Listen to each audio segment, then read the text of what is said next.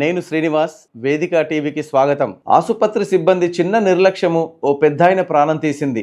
ఆసుపత్రిలో case sheet తారుమారవడంతో రోగి వాడాల్సిన మందులు మారిపోయాయి. దీంతో లేని అనారోగ్య సమస్యలు తలెత్తి ఓ వృద్ధుడు ప్రాణాలు కోల్పోయిన ఘటన కామారెడ్డిలో జరిగింది. కామారెడ్డి జిల్లా దోమకొండ మండలం అంచనూరుకు చెందిన 73 ఏళ్ల వృద్ధుడు నాగబాలరాజుకు ఈ నెల 17న ఓ కామారెడ్డిలోని ఓ ప్రైవేటు ఆసుపత్రికి చికిత్స కోసం వెళ్ళాడు.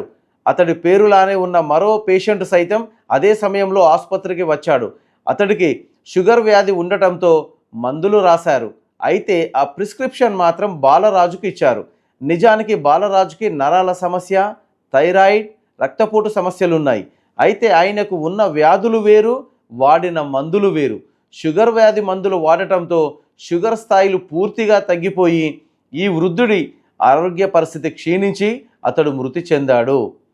దీంతో ఈ నెల 19న బాలరాజుని ఆసుపత్రికి తీసుకెళ్లిన కుటుంబ సభ్యులకు కేస్ షీటు మారిపోయిన విషయం చల్లగా చెప్పారు సిబ్బంది.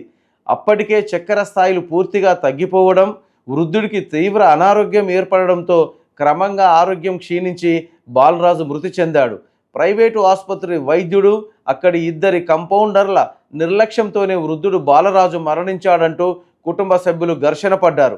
బాధితుల ఫిర్యాదు మేరకు గీరెడ్డి కంటి, నరాల స్పెషలిస్టు ఆసుపత్రి వైద్యుడు గీరెడ్డి రవీందర్ రెడ్డి, నవీన్, రక్షిత అనే 2 కంపౌండర్లపై కేసు నమోదు చేసి దర్యాప్తు చేస్తామని తెలిపారు పోలీసులు. మరిన్ని వీడియోల కోసం చూస్తూనే ఉండండి వేదిక టీవీ.